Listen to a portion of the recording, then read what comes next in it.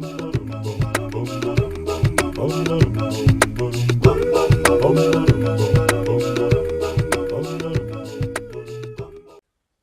gang, so end of another day. I've got to pack up now. I'm off to first person shooter, open up for the night.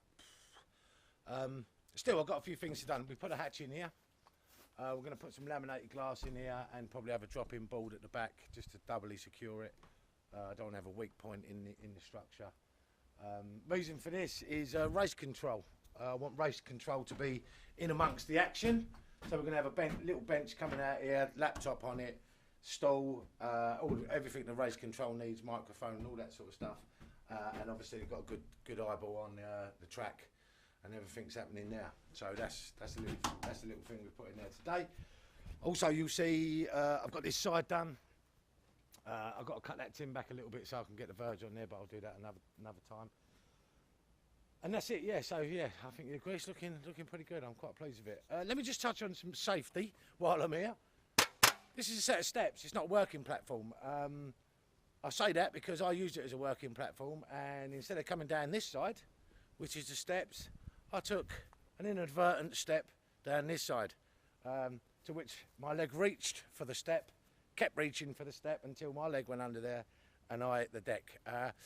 Yeah, I mean, I've countless hours of health and safety lectures I've been to, and you'd think it had worn off, rubbed in, but it clearly hasn't. So anyway, I fell off. There was a time, of course, when I'd go into a smooth commando roll, bit of a commando stroke parachute roll, and no sooner I'd done that, I'd stand up Kingsman style and walk away. These days, unfortunately, it's quite clear to me that I'm more a sack of potatoes when it comes to falling off such a thing. Yeah, woke up a bit stiff this morning through it. Luckily I didn't break anything, but just, you know, just be careful. I mean, the trouble is I've not got the means to create a platform out here. I should have thought of it, but I didn't. And I stood up on there, got all carried away, went to come down, no steps. Yeah.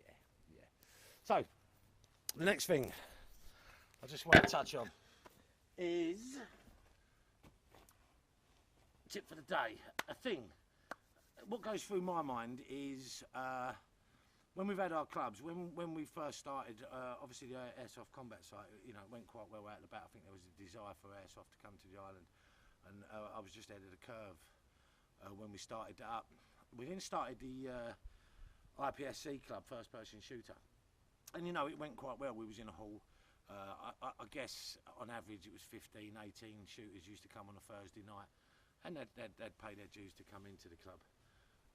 Something I noticed that once we went bricks and mortar, it seemed to me that a thing was created, and when I say it, because I can't think of another word for it, but you know, people can associate with something and then they'll pay into it.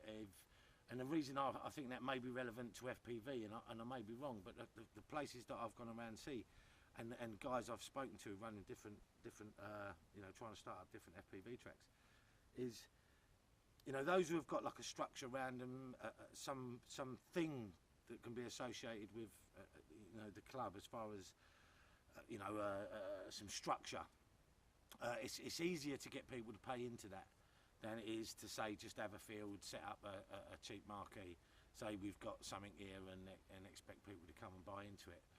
You know, I'm sure they can. I'm sure there's many. You know, I think a lot of places in the UK are sort of buds getting together in a field. They've all bought some gates and flags between them, and that's great. But I think if certainly the thoughts going through my mind that it seems that creating a thing is making it easier for people to buy into it. So hence we've got this here. It's a thing. It's a structure. When people come along and you ask them for X amount of money to be part of it, I think, and I may be wrong, it's just my thoughts, that they're more inclined to buy into it and pay the money you're asking. Obviously, I still, I mean, certainly on the Isle of Wight, I've got to be not seem to be ripping anybody off. I've got to be fair, but you know, at the same time, there's nothing wrong with a fair return on an investment you've put in, and that's the sort of angle I always come in at. You know, I try to keep the prices, you know, fair to everybody. But the reality is, as I've said yesterday, you know, you have to pay to keep improving what you've got. I think any business, you know, when they fail to innovate, they'll reach a peak, and when that innovation stops, then you know you generally see a decline of a company. think that's no different in the club. So yeah, that's my fault. That's my fault on a thing. You take what you want from that, but you know, I'm only giving you what's going through my mind. You know, part of my thought process as this journey goes on. So anyway, thanks for looking in. Don't forget to share, like, subscribe. I think that's how they all say it.